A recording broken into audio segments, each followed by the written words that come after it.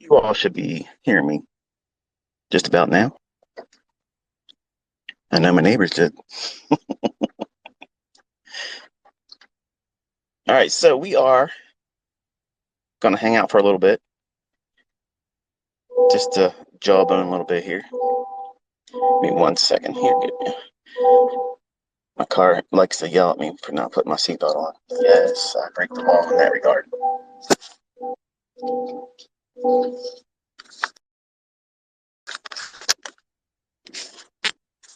But for this one, I guess I'll have to wear it because it'll chime and chime and chime for a minute before it turns off. All right, so this week we had some non-farm payroll action. And in case you're wondering if you don't want to be sitting through this, that it should be recorded. So that way you guys know that let's sit here and listen to this. You can come back to it later, I'm assuming. So one of the things that come up a lot is why do I stay away from trading on Thursday and Friday, or even the afternoon session on Wednesdays on the first week of each month? And it's only to do with the inconsistencies with the market symmetry and the things that I call a signature and price action. They will come in and out. They'll be hit and miss type setups. I've learned over the years that it's just better for me not to take these trading days with live money because the probabilities are much lower than they are when they're not on those particular days. Not the same as like a FOMC. Like a FOMC day, I can sometimes do go in after the FOMC announcement because it's created volatility. But ahead of the FOMC, I won't be in front of that because it's basically a gamble. You don't know what they're going to do.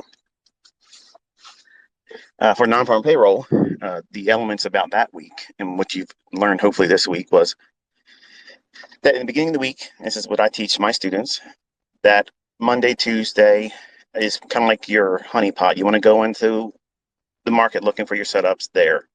And if you don't find it, try to force it. You don't, insist upon taking a trade. But if it presents it, you try to take it then. And then at the New York session on Wednesday, that's like your cutoff time. It's closing time. If you want to go in after that, just know that you're gambling. You're not doing what I've taught you and high-fiving me and putting up your trades and tweeting to me saying, thanks ICT, me for that because I told you not to do it.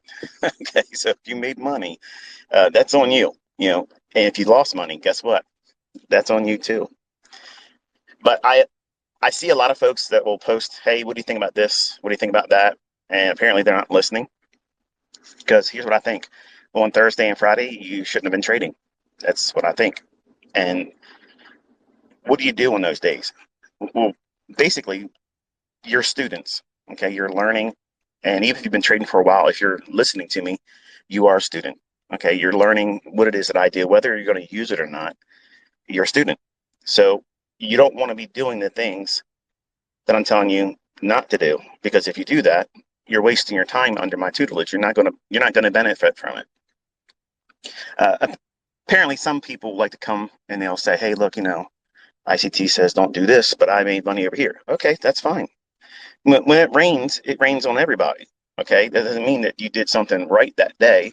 It just means that it is. When I first started making money years ago, back in the 90s, I had 9 months of sheer luck, folks. And it's not painful for me to say now. It was painful at the time to admit to myself that I wasn't as good as I thought it was. Like I thought that books that I purchased and VCR tapes and CDs and everything else. Well, not CDs, but DVDs were coming up then.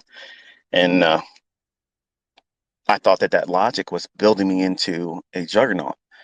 And well, the only thing that was a juggernaut is how fast I blew the accounts. Because once the market started going into a trader's environment where everything stopped going parabolically one direction up, I discovered that I didn't know how to trade. And that was very painful to watch me blow not one, not two, not three, not four, but five accounts. Five accounts in 1 year in the 90s, trying to force what I thought the books were working for me initially with. And it's a terrible experience, but when I tell you these things, what to avoid, what not to be doing, and then I see folks going out and doing the very thing I tell you not to do. And the worst thing that can happen is for you to find short-term success doing the things I tell you not to do. That's exactly the equivalent of what I was doing for 9 months in 1993. And it was not skill, that was luck. And you were lucky if you made money on Thursday. You were lucky on Friday if you made money. Now that the dust has settled, it's Saturday. If you look at the 5-minute price action on the E-mini S&P, now I don't have a chart in front of me, but I know what it looked like. It was very boring, very sloppy. Yes, there was a setup. Yes, there was a few little tiny little scalps. But if you were in there looking for a particular run, that would be framed with a larger degree of probability, not something just on a 1-minute basis. And when I'm looking at trades, I'm going to be all over the place, so that way you know. It's probably going to be difficult for some of you guys that are sticklers about, why don't I just stay on one topic? I'm not going to be able to stay on a topic because I'm literally speaking as my mind goes. So this is what it's like to be in my head. I may not completely close a topic, and if I don't add on something, obviously just tweet it to me in response to this post or this recording, and then I'll address it if it's something that's noteworthy. If it's something that's already been mentioned in other videos or things, then I'll pretty much just, I'll like your comment saying I read it, but doesn't mean that I'm going to answer it because I've already answered it somewhere else. But when I see folks posting that, hey, thanks ICT, I made this much money on Thursday or Friday of non-farm payroll week. I'm not going to high five that. Not because I'm ignoring you, not because I'm trying to be ignorant, but I'm trying to show you that you're doing the opposite of what I'm telling you to do. And some of you just simply want to have those war scars. Like you want to be able to go through what I went through, or anybody else that blows accounts. And, I got the war scars to prove I earned my stripes. If I could go back in time and I could have someone like what I'm trying to be, I'm doing my best to be the very thing that I was wanting to be, or not wanting to be, but wanting to learn from, someone that had the experience, had gone through the pain, suffered, lost real money, and then found a way to make money. That's somebody that I would have completely subscribed to, absolutely took everything they would have said to heart. And that's my motivation in doing all this stuff, because if I can save one of you from putting yourself through what I put myself through, then it's a success for me.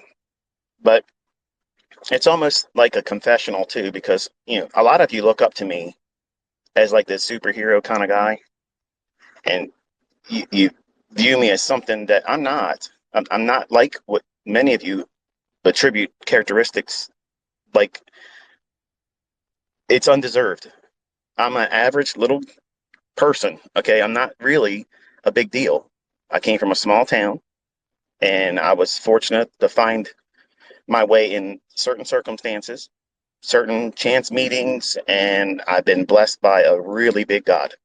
And that's who's behind me. That's where I get the tenacity to stay with it. That's who kept me going when I didn't have an ICT encouraging me. It would have been great for me to have somebody to sit down like this and kind of like just talk to me, be a friend, be someone to encourage me, because I was in tears just about every other day back in the 90s. I was so frustrated. I used to work, and I'm thinking about it right now as I'm driving. On Saturdays, I would get up real early, and I used to do a vending route for a guy out in Owings Mills, Maryland. And I didn't make very much money, and you've all heard this story before, but I had to go service a nursing home on, I can't remember the name of the road. It'll come to me. Fayette Street, downtown in Baltimore. Not a really good neighborhood, and I was always wondering if I was going to get robbed, but I never did. But I spent 5 hours of my Saturday as a young man, just turning 20 years old, freshly divorced. And I would waste 5 hours of my Saturday servicing one account, and I would hate my life. Like, I hated it. I hated the fact that I knew my friends and my family were home, like you probably are right now. Some of you are probably working. Some of you are listening at your job and you're cheating your boss. But I hated my life on these days. So every Saturday, I go out and I take a drive. Now I'll cycle through both of my Corvettes because I got to keep them moving and keep the battery life on them because I don't put a lot of miles on them. But I'm thinking out loud like I usually do on Saturdays, where I reflect on when I was a younger man before I knew what I know now. And I was only making $315 a week. 50 of it was paid in under the table in cash for servicing that Saturday account. It would take me 5 hours to get up, drive out to Owings Mills from where I lived, pick the truck up, load up the things I need to put in the vending machines and go service it, drive down to Fayette Street, then drive back up to Owings Mills, fuel the truck up, do the whole thing. And the whole time, I'm looking at the clock thinking, I'm never going to be able to see my girlfriend on time. She's going to be upset. You know, the whole thing, every one of you young guys are thinking all the time. That was me. I did the same stuff. But while I was working and while I was driving to and from, I was looking for a way that I could come out of that. And I wanted to start my own vending business. Like, I was going to cut throat the guy I was working with because he was underpaying me. He took advantage of me because his view was, and this is what happened. I was sitting in the back of the warehouse after one of my route days. And the guy's father, who really owned the business, came in, and real snooty Jewish man. Not that there's anything against Jews or anything like that, but this guy was a hardliner. Just, if you're not Jewish, then you're nobody. And he said, "Where's that young guy? Where'd you find him at?" Because I was always wanting to learn how to fix the machines. Like, I wanted to know everything because my intentions were, I'm going to make my own vending business. I didn't want to be an employee. I knew that when I was younger. But I heard him say, where'd you get him from?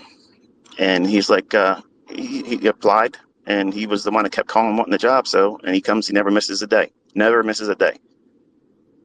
He's like, he looks like he's from Essex, Maryland. He goes, he is. He goes, yeah, you got to watch those guys from Essex. I literally wanted to crawl under a rock at that time. And that day struck a fire under my ass. I was like, you son of a bitch. Let me tell you what money making is all about. I'm going to find a way, and I'm going to come back here, and I'm going to show you sons of bitches what real money is. I crept underneath the dock door so that way they wouldn't hear me. Because I think at the time, Glenn, who was the boss, the manager, the son of the owner, his dad, Marty, he said something that day that literally got under my skin. And I was like, who the hell do you think you are? Now, let me paint a picture for you. This guy, he owned a lot of Section 8 real estate down in Baltimore, made $30,000 a month in Section 8 income, living as a slumlord, okay? His vending business, he had 3 routes. I ran one of them. My route did $147,000. And I guess that was the middle route. The largest one was ran by his cousin. And there was another guy that ran a smaller route that I think it did like $100,000. And granted, the business was 50-50. Whatever you paid, you basically made that. And then you had to take costs of any kind of employee or whatever. And we just simply got really dirt income. That day, when I went home, I talked to my uncle. And this is why I believe college is a scam. Okay. And I say it all the time. College is an absolute friggin' scam. I went to school after high school, did all the accelerated learning, all the additional things. And I was very high in math, science, and computer programming and operations. I was into all that stuff. When I was in 6th grade, I was making my own programs, making my own video games. Okay. It is what it is. Now, today, all the programming languages that are available, I don't keep up with it because I'm not trying to be a computer programmer. I'm not trying to be an employee, and I could care less. But that day when I came home and that employer of mine offended me without knowing that he offended me, obviously I couldn't quit because I needed the money. But I talked to my uncle, who was a University of Maryland graduate in finance and business management. And I said to him, I said, what would you do if this happened? And I explained what I just told you. And he was like, what did I ask? Like, did you say anything to him? I said, no, I was embarrassed. Like, I mean, I'm from Middle River, which is across the street basically from Essex, which is down the street from Dundalk, Maryland. Okay. And they are like the armpits of Maryland. Okay. Like, as far as like white trash, like that's the areas where you see it from. And I can say that because I came up from it. So a lot of good people live in there and they still do. But generally, you get the Rough Riders from that area. And some folks that are from this area, when they hear me talk, they can hear, like when I say use, like that's a slang that you can basically tell if somebody's from, Middle River, Essex, Dundalk, that vicinity. We all have that kind of vernacular, that little accent. But my uncle told me, he said, you just got to get yourself a good education and just pursue what you were in school for. I said, I don't want to do it. Like, I don't want to do it. When I got out, I couldn't get a job with all the programming. I couldn't do it.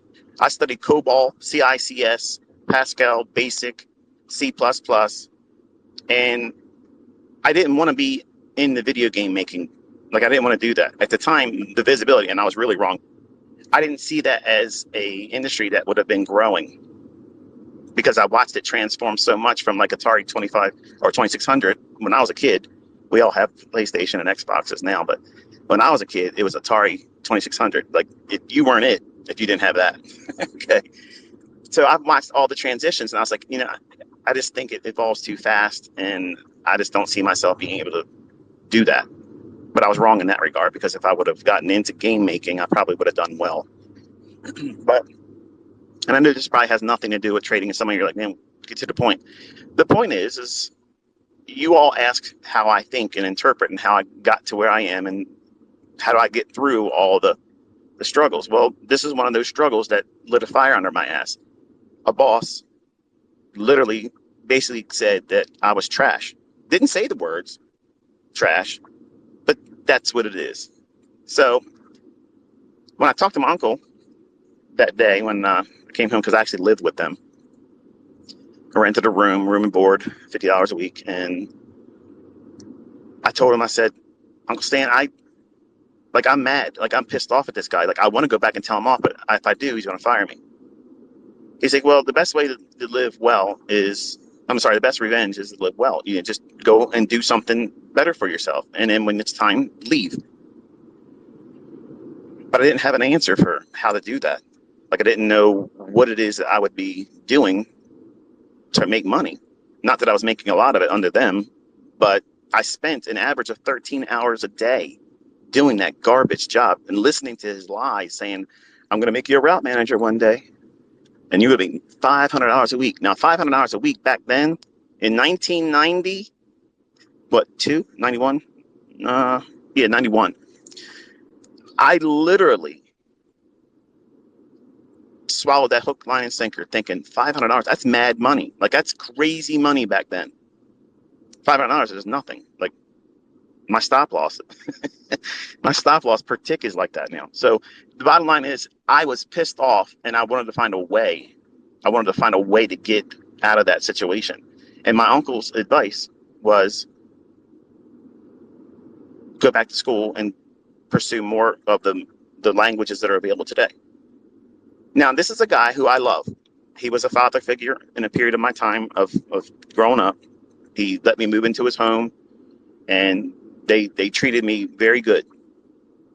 But this is the same person, and this is what I said, don't take life advice from people that have a lot of drama in their life. And there's people out there that critique me very hard, and they assume the things I talk about and say aren't good advice. But if you look around, there's a lot of folks, since I've been public teaching, they're showing the results. They're doing those funded accounts. I'm seeing people getting paid, not just the acceptance of these funded accounts. And I'm not going to sit here and rep anyone's company because I don't have any affiliation. And please, if you're part of those companies, don't reach out to me anymore because I'm not going to, rep you. I don't do those things. Just like brokers, I don't rep a broker either. I'm not introducing broker. I'm not trying to get you to do anything except for invest in time with yourself and believe in yourself. Because I'm telling you right now, going to college is the biggest fucking scam you'll ever do. And I don't care if you make money because you went to college. The world has changed. Look around. Look around. People have no idea what's about to come. They have no idea what's coming. I've been talking to my students, telling them before Trump got elected, I said all this stuff was coming. It's in video, it's documented, period. The things that are coming, you're not ready for. Your job is not guaranteed. Your boss thinks the same way about you, like I just described my old boss when I was a young man. They're not going to tell you because they can get a lot of trouble today where, back then, a lot of things, you can get away with a lot of things back then. But I was taking advice from a guy that went to college, graduated a very high GPA, business management, a math scholar, but he was managing a Kentucky Fried Chicken. KFC. Yeah. Here's my uncle, the guy I learned about trading from, who couldn't make money outside of the first initial plunge into it, where he made money to buy a condominium down in Ocean City in Sugar. And he told me when I was 15 years old and 16 years old, every Sunday at my grandmother's, the richest people in the world, Michael, trade futures and options. Get yourself a good job, become an electronic technician, save up, invest, and live like the fat cats. Well, at 15 and 16, hearing that, I'm interested in martial arts. Okay, I'm going to run my own martial arts school. I'm not interested in all that stuff. It sounds like the stock market. That's over my pay grade as a kid. I'm not interested. I hadn't really worked yet. And then when I started working, I was thinking, this sucks. First job was a dishwasher at Gerspec's grocery store. But I looked at my uncle that day and I told him, I said, can I tell you something? And I want you to know that I'm saying this with love and I just want to know things better. But how do you feel knowing that you wasted 6 years of your life in college and all the bullshit that you subscribed to and the books that you paid for, all that prep work, all that stress and crunching numbers, all that stuff, and you're working at Kentucky Fried Chicken, managing kids that don't want to come to work, and then you got to stay and do their job. You did all of that as a result of spending time and the money. He paid out of his pocket, folks. He didn't have financial aid. Again, he didn't have those things. He paid for it with his jobs and savings and money, and he cut grass. And that's what he does today. He's a retired man. He doesn't even trade. And he's got his own little grass cutting business. So he puts a little bit of bread in that. And he's got a pension from Verizon where he retired from. But he was not successful as a trader. He was not successful as a college graduate with exemplary marks in school. Like his grades were great. And to talk to him, he's a very intelligent guy, very intelligent, but down to earth too. And I love talking to him. I don't talk to him as much anymore, but that day when I asked him that, it was like I crushed his soul. And it was not my intention, folks. It was not my intention. But I wanted to know, have you observed, have you noticed that you worked your ass off and you told me to do those things and I did it? And guess what? Both of us are in the same position. We can't use the shit that we paid for in school. Nobody wants. Hang on, this guy's getting ready to try to do. Can you slow down, fucker? This guy's literally trying to fucking run me off the fucking one-way bridge here. Give me a fucking dickhead. All right, get out and beat this motherfucker's ass. Stupid bitch. Told you I was bipolar. Apologize for that. So I asked the guy, my uncle rather. And I said, listen, you know, do you honestly believe that that was the best decision for you and I?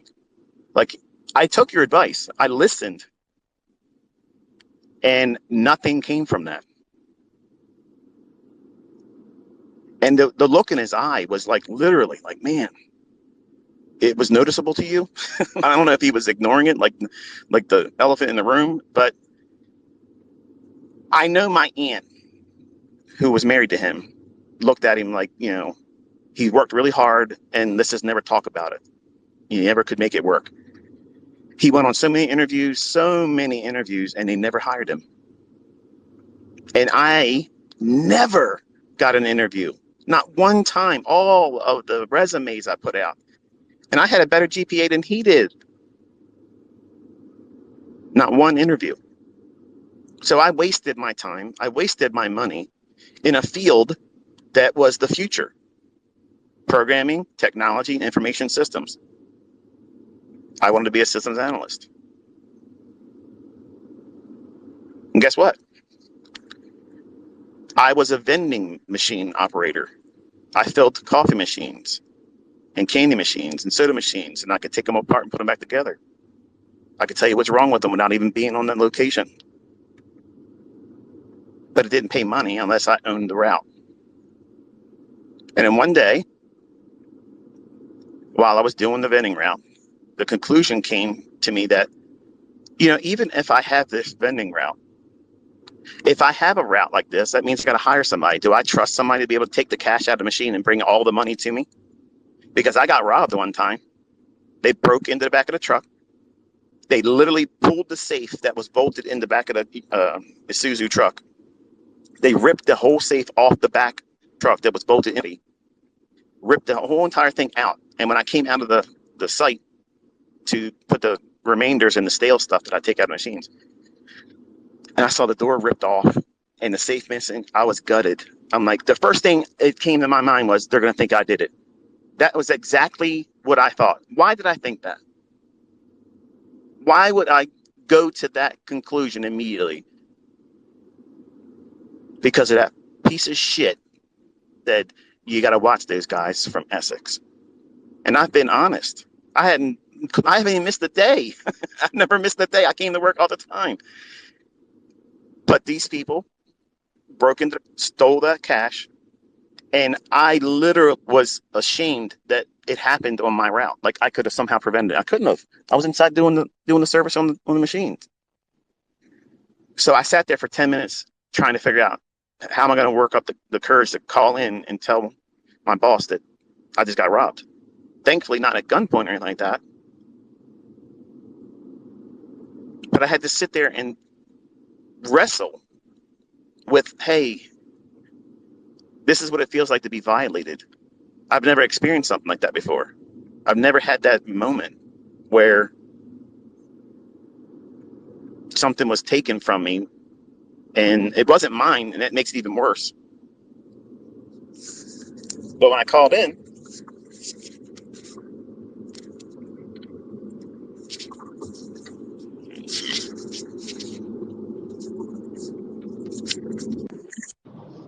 to talk to the owner of the company, I said, I just got robbed. What? Yeah, I just got robbed. And he's like, are you okay? And that made me feel better that he was at least asking that. And I said, I'm fine. I just came out of the site with the site I was at. And I said, they tore the door off the back. So it's a roll-up door. That's going to cost you money. And they ripped the entire safe off the floor. Like, it's gone. Like, it's completely gone. And he goes, did you have any video camera back there and like that? Any kind of guards? And I was like, there's nothing here, dude. Like, this is the site I'm at. And it was like a dilapidated old rubber hose making company. So it was almost failing company. So there was not a lot of technology back then, and nobody was really worried about guarding a place like that. So apparently somebody followed me around, tracked me, and then figured that was the place they were going to do it. And it was like the third stop away from my last of the day. So all the money that would have been in there, was theirs. Well, when I got back to the shop, the owner's son, Glenn, who I had an affinity for, even though his dad's a dick, I I saw an entrepreneur magazine sitting on his desk, and I was looking at it, and I'm thinking to myself, entrepreneur. Remember that day when you said that you were going to be a martial arts instructor and you got all the credentials to do it, but you never did it. Here you are filling vending machines. You just got robbed and you feel like shit. So I picked it up and started thumbing through it. And I saw things in the magazine that I liked. Like they were like pictures of boats and stuff, yachts and things like that. And I was like, you know what? I'm going to ask him if I could take this home and borrow it. And I said, Glenn, do you mind if I borrow this? I'll bring it back tomorrow. It won't be messed up. He goes, no, you can have it. So I took the magazine home. And I went home, did my normal thing coming home, shower, work out, eat, sit around, and I started wanting to go to sleep. I grabbed the magazine, I was looking at it, and I thumbed through the back of it, and there was this little tiny low classified ad that said, real money, real people.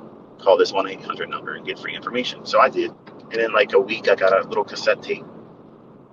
And obviously, many of the old people here, the old time students, they know that was the Ken Roberts Cartage course that ended up buying, that put me on the mailing list of Larry Williams stuff. The rest is history. But when I started making money trading,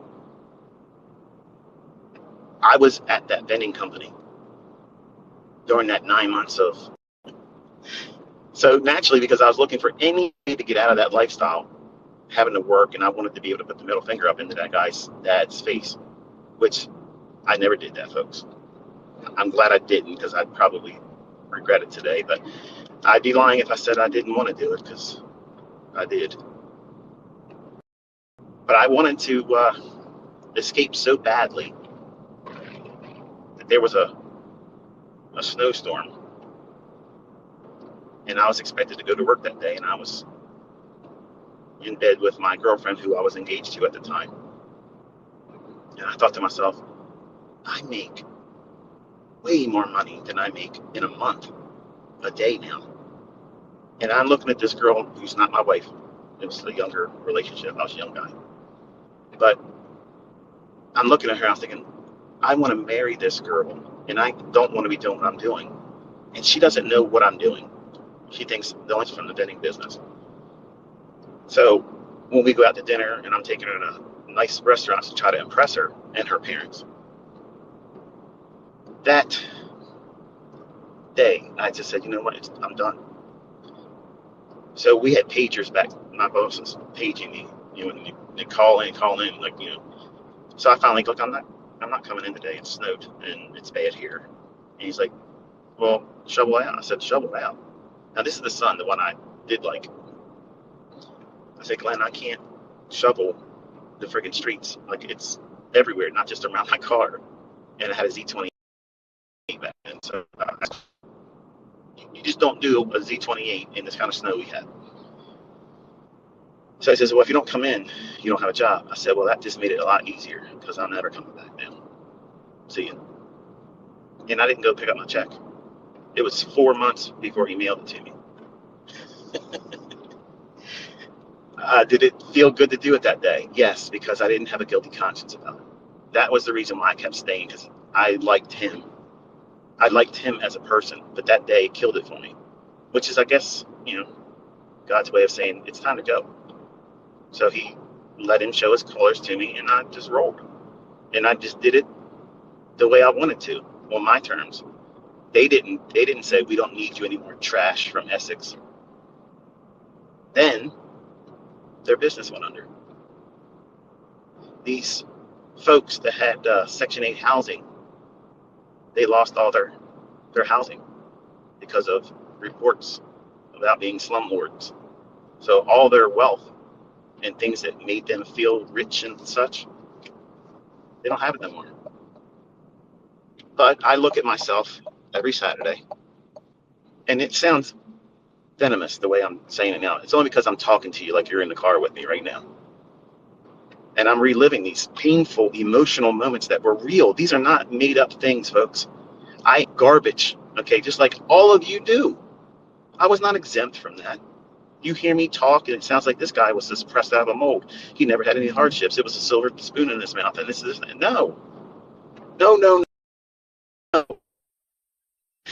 I had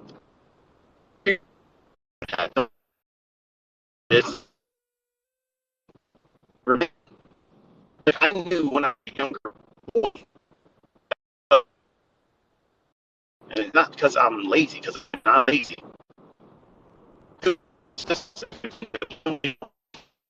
People listening, how can you recognize me?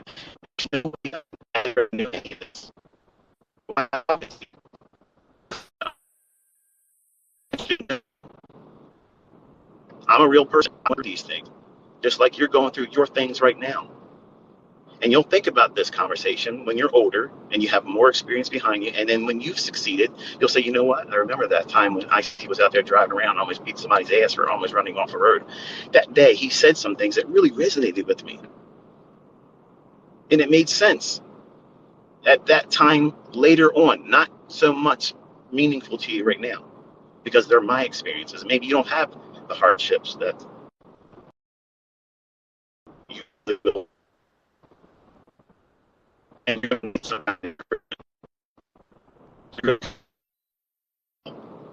this is temporary.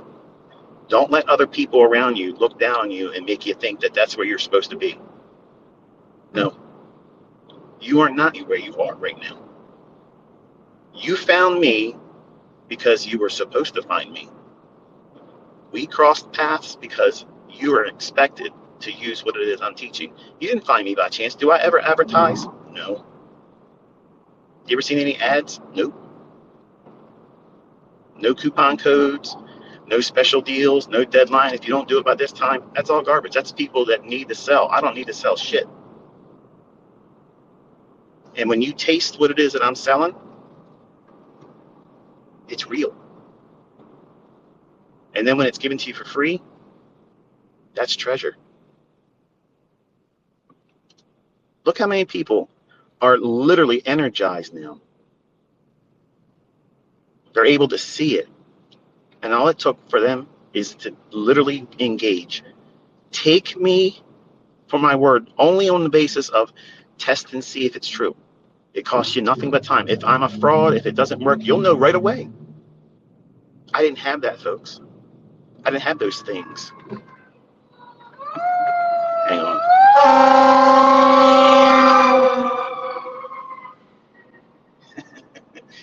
Guy's trying to run him over in the fire engine. See that? When's the last time your mentor took you on a road trip like this? Almost had cops show up. So when you go through these moments where you feel like you're not going to be able to do this, just know that I had those all the time. And I had good, well-meaning people around me, and they didn't inspire me. In fact, they were weights around my neck. They kept me from being positive. I had to dig in deep on myself. And it was me basically going to war with that guy's perception of me. You got to watch those guys from Essex, Maryland. Like I'm some freaking meth head selling crack on a corner somewhere. I was a model employee. That's the guy you want that never misses a day, that works over and doesn't expect anything extra, and believes that in time that the employer will reward them for their loyalty and work ethic. And I was taken advantage of. But guess what? I'm not complaining about that. I'm glad it shaped me into that's who I was before I started working for them. My grandfather made that in me. So college is a fucking scam. It's a scam. You will not go to college now, get a career, making a high degree of income with a great degree of consistency and longevity, because your business is not guaranteed to you. What did 2020 show you?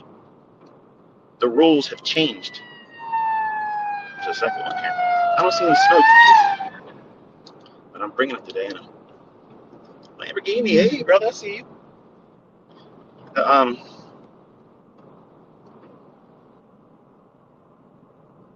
the world's changed, folks. And when I started talking in 2016, about what was coming, I got laughed at. Chicken Little. But I said everybody on Twitter said everybody needs to get ready because they're going to do something that's worse than 9/11, and it's coming. I said that in July of 2019 again,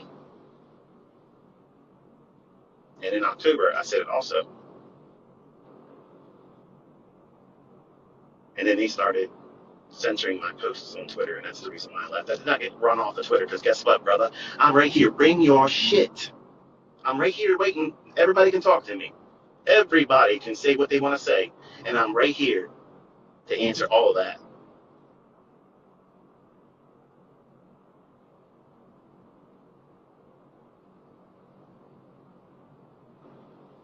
So on Saturdays, I take a drive, and I get to reflect on the choices I made, just like I tell you to on those community posts. You got to look back and think, where have you been? What are you doing right now? Where are you heading? Are you still on? Are you still on task? Have you lost your bearings? Are you lost? Do you even know what you're doing? Did you even do anything last week that contributed to growing?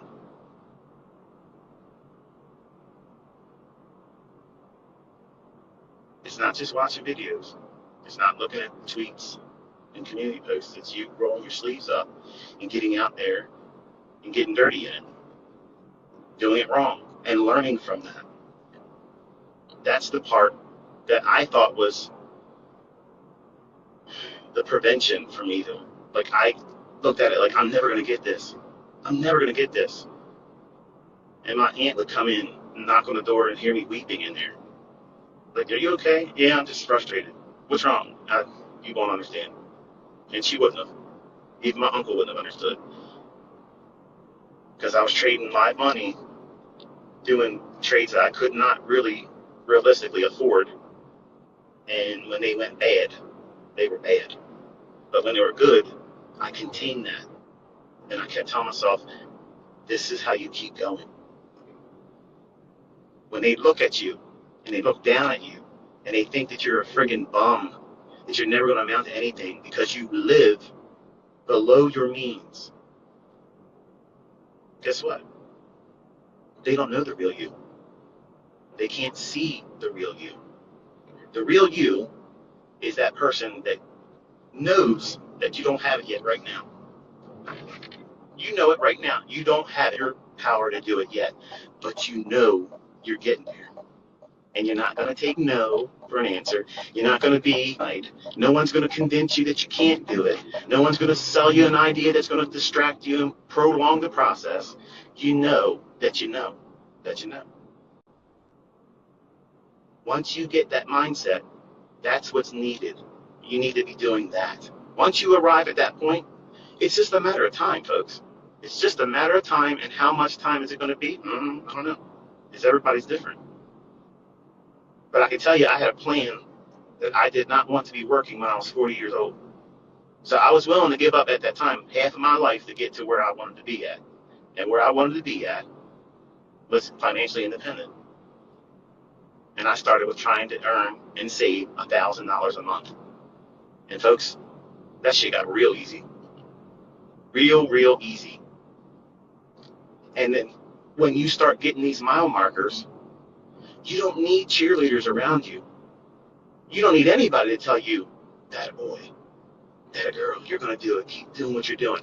Because your bank account tells you that. Your bank account tells you, you're doing shit right, man. Who cares who believes you? Who's going to convince you when you got millions of dollars in the bank? Who do you need to tell you that you finally arrived? You need somebody to talk to you? You need Tony Robbins to talk to you about how you're doing a good job? You got 7 digits floating around in multiple banks. You need Tony Robbins to tell you you're doing a good job. No. You don't need that. All you need to do is show up, put the work in, and do it consistently. If you do that, look around, folks. These people that are just now discovering themselves in what I'm teaching, nobody's going to convince them otherwise now. They tasted it already. They've already tasted it. They know what it feels like now. No one's convincing them otherwise. They're never going to be told what they're doing is the wrong way now. All I've ever invited everyone to do. If you do that, I promise you, I guarantee you, you will never, ever, ever, ever put this down again. Because once it bites you, you're infected. You just accept it now. It's a way of life. These markets are in your blood. And guess what? Some days, it ain't right. I had a friend when I was growing up said, it ain't, well, how do you say it? It ain't right if it ain't rough, or that's not how you say it. He says, it's not rough, it's not right if it's not rough, or rough if it's not right, something to that effect. And it's kind of like trading.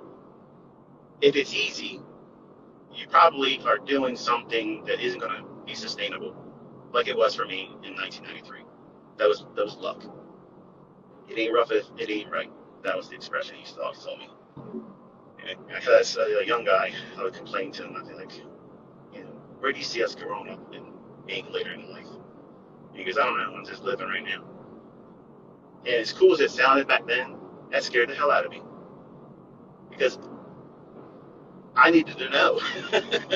I needed to know where I was going to be at. Like, I don't want to be homeless. I want to make sure I can survive. And I'm thankful that I don't have that worry anymore. And I want all of you to have that feeling, that sense of accomplishment. But I know there's a lot of folks in here that don't want to hear this part, but it's the truth. If you don't live right,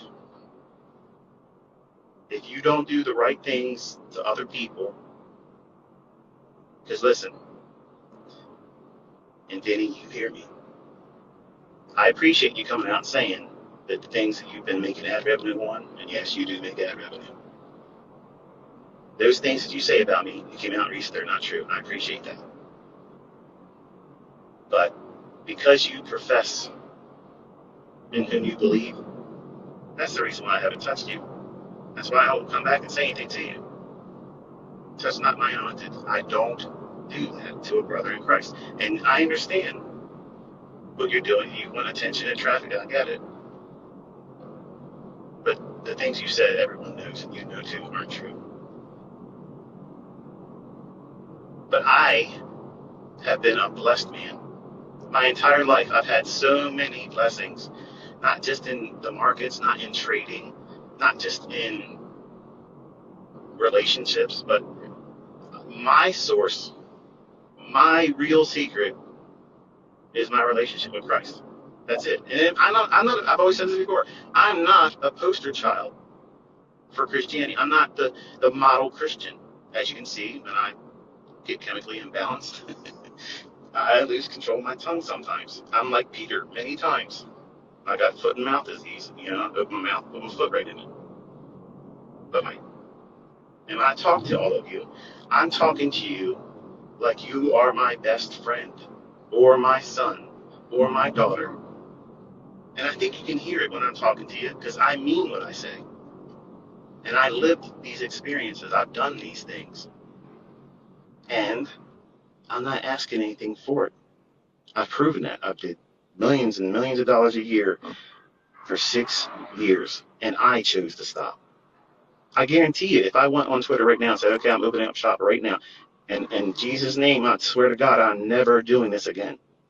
But I'm telling you, if I did it right now and posted it on Twitter, I'll open up the mentorship again, even if I doubled the price, I'd probably have millions of dollars in the PayPal account before Monday.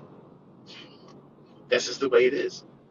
And you should be thankful that I don't do that. I don't need to do that. I don't want to do it. So if my experience was, I see this guy, he comes out and says these things that I do, and then watch all these other people prove that they can do it. They're recording their entries, their management on YouTube. That should encourage you. And then to watch this person step away from making millions of easy money.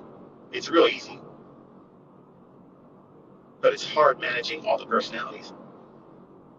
So if I'm going to manage all your personalities, I'm going to do it where there's no business tie between us. And we understand that the work is all yours. And you know I'm motivated because I love doing this. And you want someone to teach you that's passionate. You want somebody that's basically lukewarm? No. You want somebody that's on fire, that literally lives and breathes this stuff. And I have done that for 30 years. I absolutely love this industry. I love this business. I love the people. I love the whole idea of it, the lifestyle, everything. And it isn't about Lambo lifestyle. It's about peace of mind, knowing that I don't need your friggin' paychecks. I don't need to ask for permission if I can go on vacation. I'm going to tell you how much money I'm making this week. You aren't setting a limit on how much money I'm going to make. That's a mindset that nobody can understand or appreciate until they live that. And I'm trying my damnedest to do that for all of you. I'm providing the tools. I'm blazing the trail for you. All you got to do is keep up with me. Just keep up. That's all you got to do. Show up every day. Do the things I'm telling you to do, and don't do the things I tell you not to do. If you do those things, I promise you, you will get this. And once you have it, it's yours. Nobody can take it from you. Nobody can say you aren't going to amount to shit. You're going to be just like the rest of us, working shit jobs. Because guess where that came from? An uncle in my family. Well, he was digging graves in Holly Hill Cemetery when he retired. I'm digging graves on the people on the other side of my trades. Like it or don't. It's just the way it is. I'm going to have analogies that make it seem like it's a sport. That's on you. But I've always looked at this as war. It's always been war. Because I've wrestled with demons inside me as a young boy. And that's what motivated me. I didn't have a hero. I didn't have a mentor. I didn't have a guy that could sit out here and encourage me and talk about something before it happens and it unfolds precisely week after week after week. You guys are fortunate. And I'm blessed to be that person for you. I love it. I love it. So in a lot of ways, I guess God prepared me to be this person because I had to go through a lot of this stuff to understand and appreciate what it is that you're in a mentor. And you may not even realize what it is you're looking for until you see me. Once you taste this kind of way of learning, there's no other way of doing it. It just makes sense. If I tell yourself here, stop there, you've learned nothing but to trust my decisions. But if I take you to the chart and I say, look, here, if it's above where we are, I'm biased. I'm looking for the need to go to that level. No, there's a learning in that. How many times have you seen me call something and it didn't come to fruition? Not many.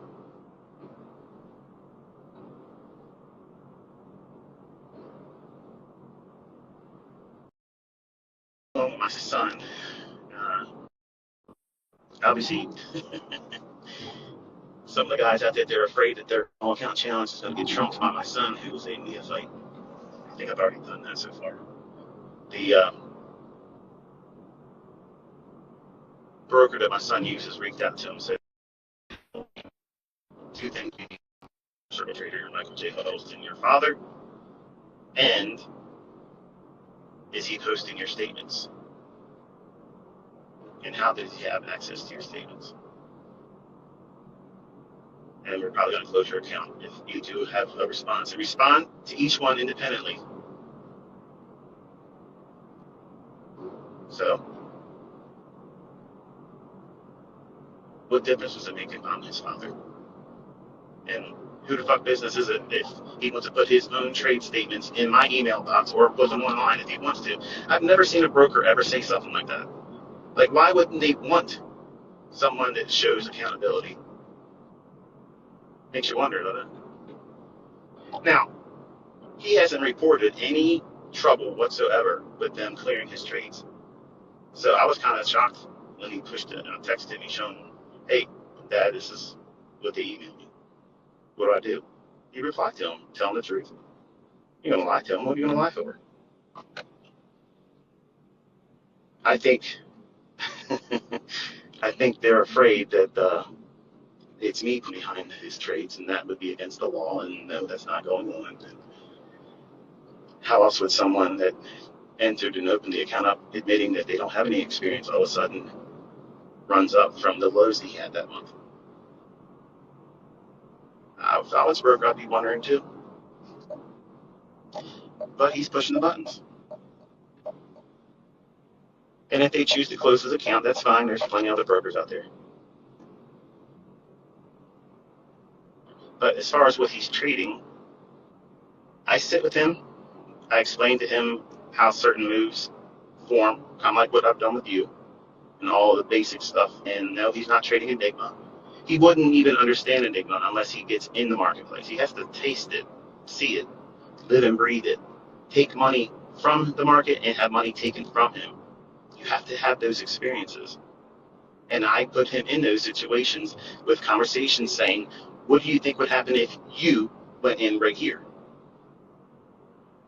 And he's excited to get in a trade. Like, he's not in a rush to get in. If anything, he's reluctant. So I know what he's afraid of. He's afraid of getting it wrong. In my eyes, he doesn't want to fail. And I can't stress this enough, Caleb. You have made me so proud. The fact that you're doing it, I love that. I know he's going to succeed because I'm going to fucking guarantee it.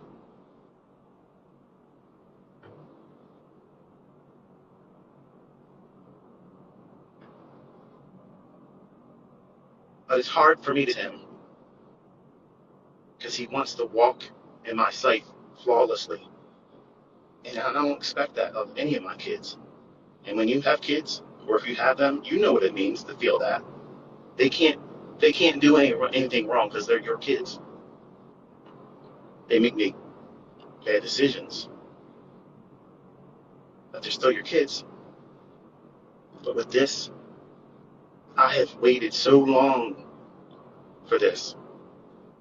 And I'm pouring my everything to him. And I don't want him to be fearful of losing. Fearful of losing. Losing, that is a tax on success. You're going to have losing, man. It's just the way it is.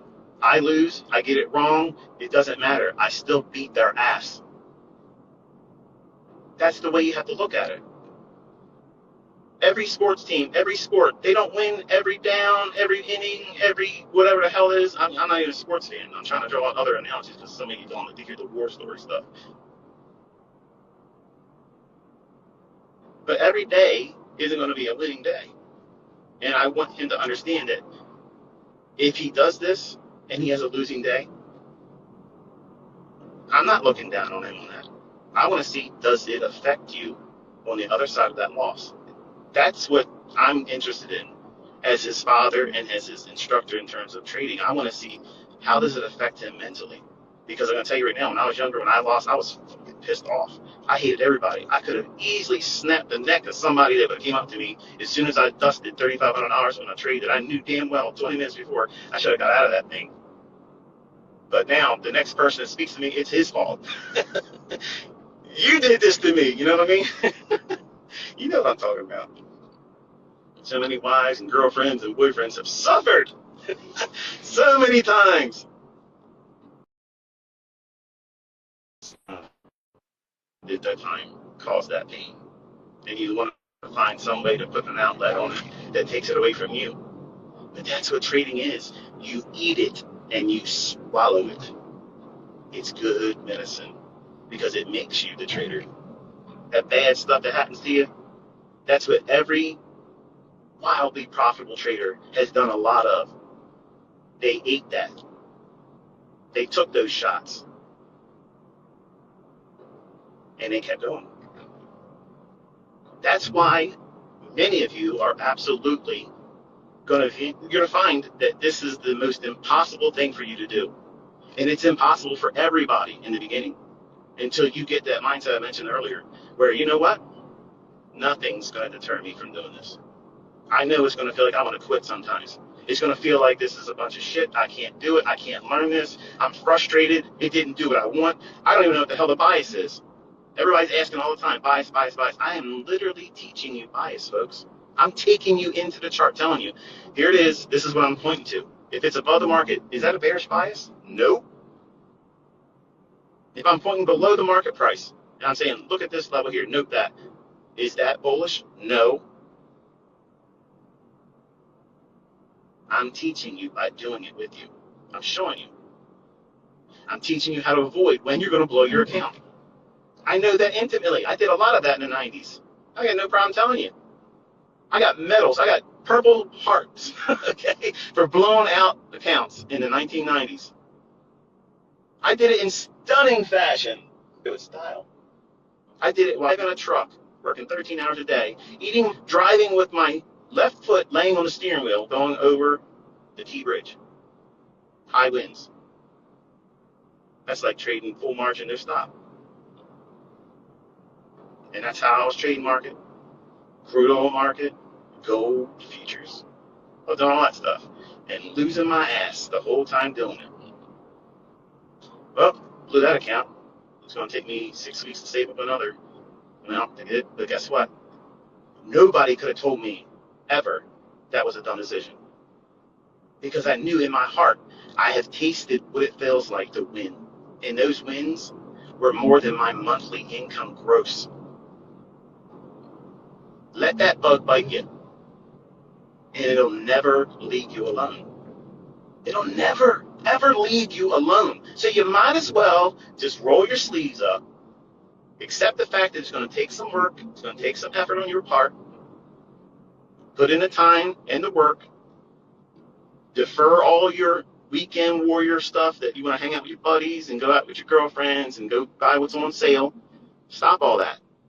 Invest your time and your money in yourself. Because I'm telling you right now, there isn't anybody, I don't know anybody that went to college that makes as much money as I have. I don't know anybody like that. College didn't do that for them. Now, business owners, yeah, that's the way you do it. But employees, my opinion is even an average, consistently profitable trader will slap the money bags out of the best of any employee of any company. Because you're not limited. That company says how much you're going to make. You're an employee. You're subservient. I'm not subservient to anybody. Well, the Lord. But outside of him, I ain't got to listen to nobody. Nobody tells me what my schedule is. No one tells me what I can and can't. Nobody puts a limit on how much I can earn. And folks, listen, I got out of the teaching business, but I could roll right into a signal service right now. I'm not going to, just so you know. But if you learn how to do this, you don't need to have money to do it. Learn the skill set and then prove to everyone online that you can do it consistently. I guarantee you, they will throw money at you. They will throw it at you if they could just watch what you're doing beforehand. I teach this with my students all the time. I have a lot of folks that are literally barely scraping by. There's no way they're going to open up a $100,000 trading account. They're not. So those funded accounts, I think that they're a good idea. Are they all good? No. Do I have a reputation of doing business with them? No, I've never done anything. We'll never tell you this company or that company over another. But the skill set, once you know it, folks, listen, man. This is not pipe dream. This is really real. You can sit in front of a chart, determine where it's going to go, where it's not going to go, and it delivers consistently. That's a skill set very, very few people can do on this planet. Even the folks that are outside what I teach and they're consistently profitable, you have a system. You know that you are part of a society that is so minuscule. We're like the League of Extraordinary Gentlemen and gentle ladies. Please don't get on me about the gender stuff. It is what it is with me. But you're an exceptional breed of person if you can sit down and interpret these charts and read the tea leaves, and you earn those strikes, whether you're doing what I do or another way of doing it. I ain't gonna knock anybody that's consistently making money. Who can do that? Nobody should. Nobody has anything to say anything about anybody that's making money. Because if you're making bread doing this stuff, you arrived. Nobody's gonna tell you different.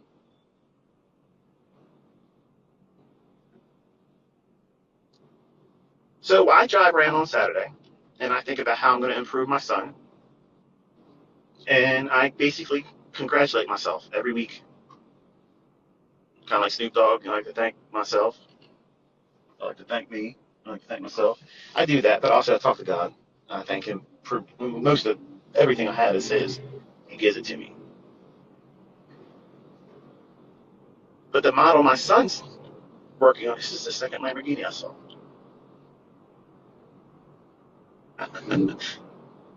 Yeah. There's a green one earlier when I said it, and I was a white one there. I'm up here by Rushtown Road. I took the same drive up to the Krispy Kreme that the private investigators that never got paid follow me around. I got to twist the knife when I can, folks. But I talk to my son a lot about what he wants to do, like where he sees himself. Now, he obviously knows that we can live way, way more affluent than I do.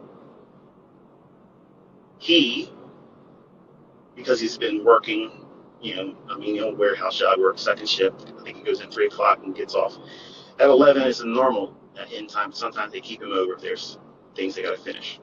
And he does all the heavy lifting part. He stacks up stuff, puts it on pallets, and he's not doing an easy job for a lot of money. It's for him because he's not muscular. He's not built like a shit brick house. He's literally, a young, thin guy. So he's working hard. Back hurts him all the time now. And I knew if I left him in it long enough, he would come to me with that desire and outwardly, some of you out here may be judgmental about that. But tell you this. When I was raised by my grandfather, because my father is absolutely a contract murderer. His name is Michael Joe Howington. He is serving 2 consecutive life sentences plus 20 years, and he picked up more time when he broke out of Maryland Penitentiary in 1983. Okay? So there you go. My grandfather raised me, and he raised me as a hard-line Navy man. Laziness was not accepted. You have because you earned it. If you didn't earn it, you don't have it. And when I was younger, I was going to just give money to my kids, and I talked about how I was going to do it openly. And a lot of folks really, hey, look, you think this is a good idea? And at first I was pissed off, like, hell, you tell me how to raise my kids. But one guy sat and wrote an email to me one day. He says to me, look, Michael, I love what you do. I think you're a genuinely nice guy, but I don't think it's a good idea for you to give your kids money. You should make them earn it. And he went through the list of reasons why, blah, blah, blah. And he actually talked about how he was given money by his father, and he went all the wrong directions. And in fact, that's what got my father where he was. My biological father, Michael Joe Howington, who is, again, in Jessup, Maryland House of Corrections. Look it up if you want to. Do the research on it. He was a murderer. He did it for money because he had a heroin addiction that he picked up when he was in Vietnam. Before he went to Vietnam, he was drafted. He didn't want to join it. My mother and him got together. Obviously, he was one of those guys that came from a family that had money. Not a lot of money, but they had money. And they gave him the apartment. They set him up, and they got him a car, several cars, always gave him cash. And he was spoiled. And he did shit that, spoiled people do. Made stupid decisions. He got married and then slept with my mom when she was underage. Supposed to be born. She was going to abort me. He told her, I'm going to cut your throat ear to ear if you kill that baby. And that's the reason why you hear my voice.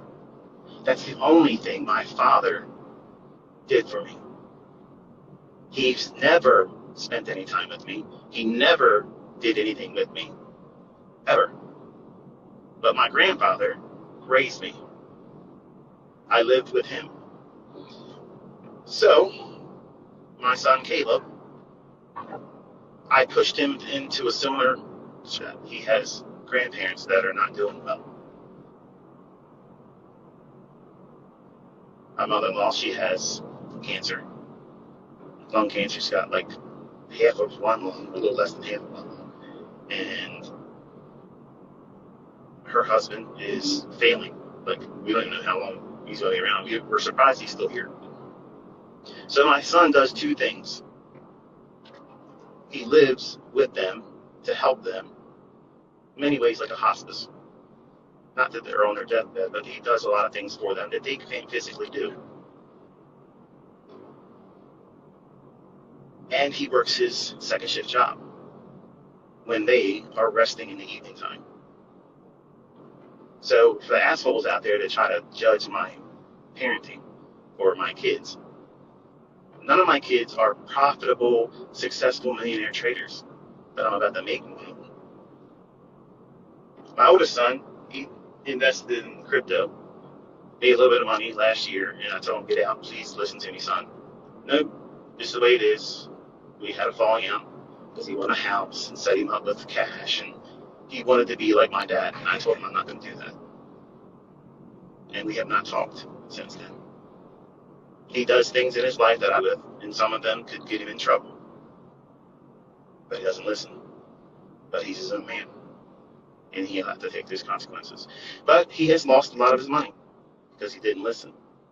I told all of you crypto was going to crash. I don't trade crypto, so please stop asking me about it. I'm not going to talk about how my concepts work or don't work in them. I don't believe in crypto. So if you're trading crypto and you made money, congratulations. But don't attribute it to me because I didn't help you do it. But if you lose money, don't complain to me because I said don't eat it. But I say to my son Caleb all the time, I'm like, look, you've never complained about any of the things that you're going through right now. And that's exactly how I was. I didn't complain that I had to stay within an earshot, that I had to be right around the corner to take my grandmother to the bathroom because she couldn't walk. I didn't complain about that. I just thought that's what I had to do. What was I going to compare it to? I didn't have anything else to compare it to. Just like Caleb. So now he has the right mindset. Out of all my children, he has the right mindset. He has worked menial jobs and made nothing, hates his friggin' career, okay, because it's not even a career. It barely gives him any money. His back hurts every single day, and he wants to finally do his own thing. That's the fertile mind that I need. He knows what it tastes like to be living like that. He never one time complained, Dad, can you just do this for me? He's never asked me for anything. He's never done that. My other kids always ask. That's normal, I guess. But Caleb wants to just be able to earn enough money to not worry about money. He's not even trying to be rich. And that's how you get rich. Hear that, folks? You get rich when you don't try to get rich. When you do something with passion that you want to do well because you enjoy it and you love it, you need to make trading like that. And that starts by doing analysis and loving the analysis, back testing, reading price charts, and just pouring over top of it and not finding anything else that would be more interesting except for your relationships. Because they're important. You got to balance that.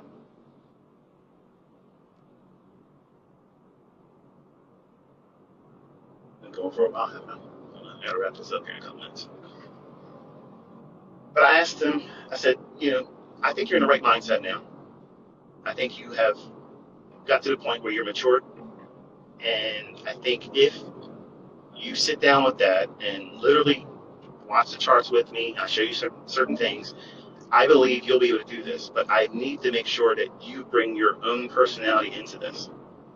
So, character, and to describe him, he's socially awkward. He's introverted like I am. But if he's comfortable with, like me, I'll just go on and on and shut up. Never. Okay, I stop talking when I'm asleep. He's the same way. But if he's not comfortable, he won't speak at all. And that's how I am. If I don't know something about something, I don't talk about it. I don't, my kids will tell you that, though. If dad's not talking about him, we know he doesn't know anything about that because he's not saying anything.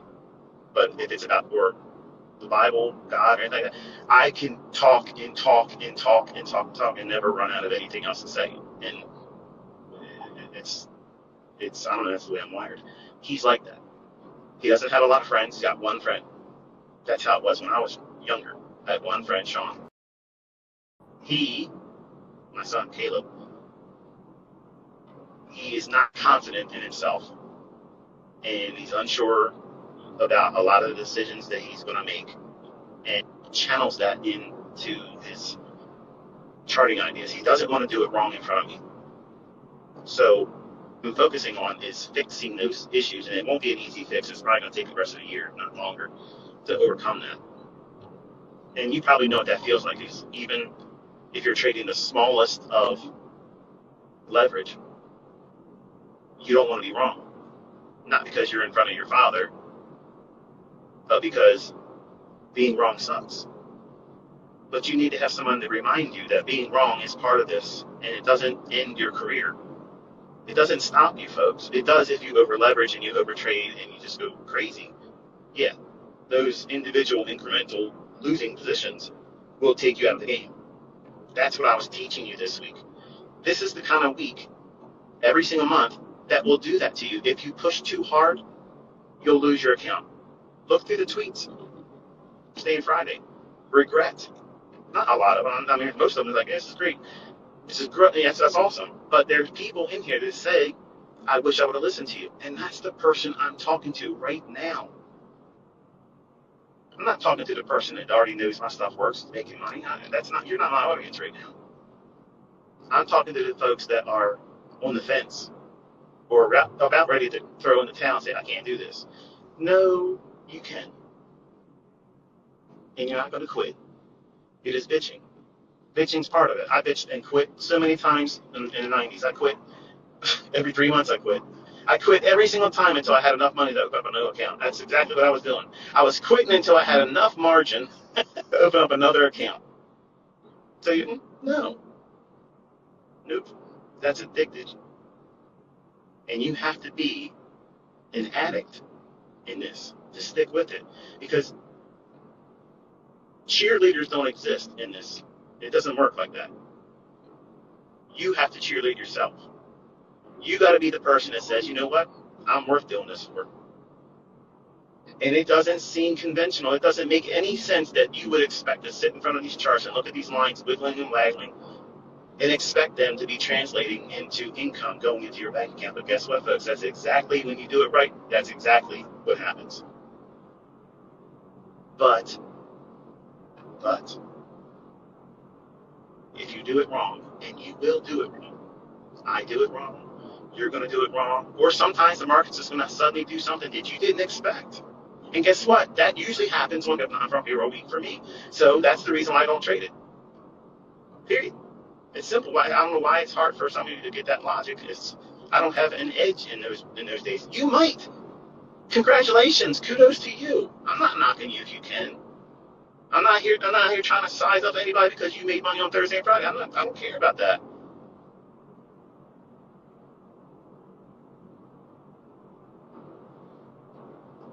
But my son, because he's indecisive, because he's unsure about himself, I'm kind of like guiding him into a model that seeks 5 points. And again, I gave an example. Someone asked him on Twitter, and I replied to it earlier this morning. What does that mean? And I said he wants to trade just EM and S&P, because he's already tasted NASDAQ, and it moves a little too quick for him. Doesn't like that fast movement. He'll like it later on.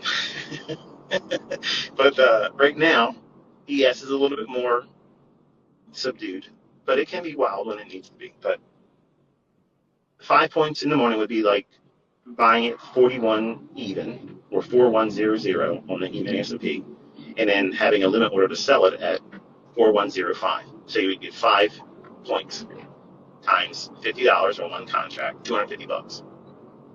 So I'm trying to give him a model that repeats that once in the morning, the afternoon. He's going to be going in every single day looking for it, but it has to have certain rules and expectations. And once we settle in on that, I promise you, I will share what it is he's doing, because I'm going to tell you what he's made with it. So it's not a demo account. Okay. If we have to use a different broker, and say AMP closes his account, I'm going to make their statements that he gave me. I'm going to give him the form with me to show him anyway. So they're not stopping that. Okay, but to keep his account open and let them sleep at night by not posting it while he's trading with them, then he won't do it. But I don't need to make anything photoshopped or fake. If I'm going to Photoshop something, I'm going to Photoshop, a mustache or a beard, something stupid. Trading, I don't need to make anything fake about that. Okay, I can do it. And just like you're learning, you're going to learn how to do it. And it's fun. When people doubt you, I know a lot of young guys uh, want to get out here and just smash everybody's head. You ever ask yourself why you want to do that? Why? What is it about it? Because some of you really want to go out there and vehemently defend me. Like, I need you to defend my honor. I don't need it on me. I enjoy it. Bottom line is this. If you feel like you got to go out there and prove yourself, listen, folks, this is for the young guys. And Danny, this is you too. You were scarred. Sometime in your life, you had something cut you so bad that you had something taken from you. Somebody that you loved cut you so deeply that now you have a wound that nothing can fill it except for you proving to them that you are better than they thought you were. You were worth more than they thought you were, and then hurt you. And you want to prove it to them. But because you can't prove it to them, you're going to prove it to anybody and everyone that gets in front of you. And I tell you this because that's how I live my.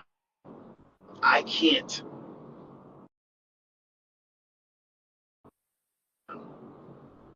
wait to see him again and embrace him and tell him, I missed you.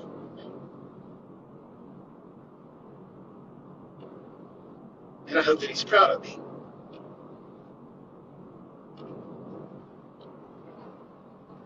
I hear his words every day in my head. And it was hard growing up under him because he was strict. But it shaped me into who I am. And because I can't satisfy that urge to prove to him that he did good on me, when I was younger, I flexed on everybody. Everybody for it. And I'm about to turn 50 in a couple weeks. And it's weird when you start looking at that age. And some of you young guys don't think it's going to happen to you anytime soon, but it's quick. It gets here real quick. You start looking at things differently, and things don't matter like they feel like they matter for you right now. I can get out here and do all kinds of things, folks. But when you're done doing it, payout isn't nowhere near as much as you expected it to be. And the bottom line is this: nobody cares. Nobody cares. So really, you're just doing it for yourself on reasons that aren't really worth it. So if you're in trading to prove your self-worth to somebody else, you're doing it wrong. You're going to do it wrong because of that. You're going to try to push too hard when you shouldn't. You're not going to follow the rules because you have a vendetta. You have something to prove. When it's a process that you have to follow, not I'm going to prove something to somebody else. No, because if you follow the process correctly, they'll trust me. If they're paying any attention to you, they'll notice it. To remind them of it. That's wisdom that comes when you start getting older. I didn't have that as a 20-year-old. I don't care what people think of me anymore because I lived my life. I lived my life. I lived my life. I've done things that no employer could have gifted me with bonuses and salaries that would ever take me to a point where I can afford things I have now. And I have a skill set that no college would ever teach you. And guess what? The institution of ICT, this college, it's free, baby. There's no financial aid needed.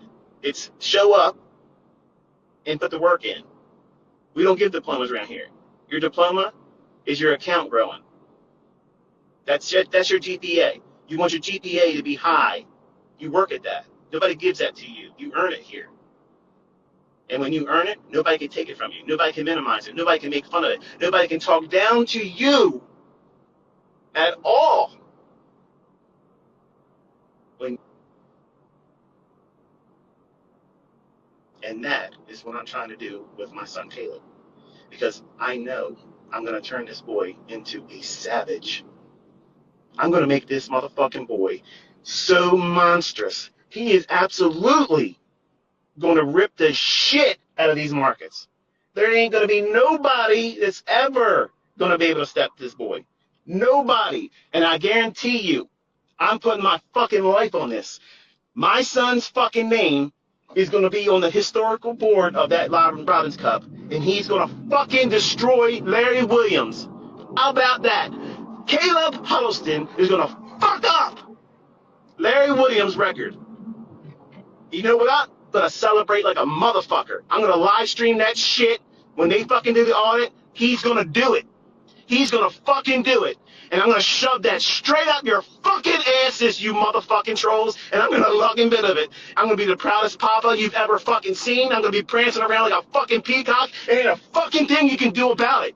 You ain't going to stop it. If you think you can fucking beat him, you fucking join it. You join it. I guarantee you, you will never even come fucking close.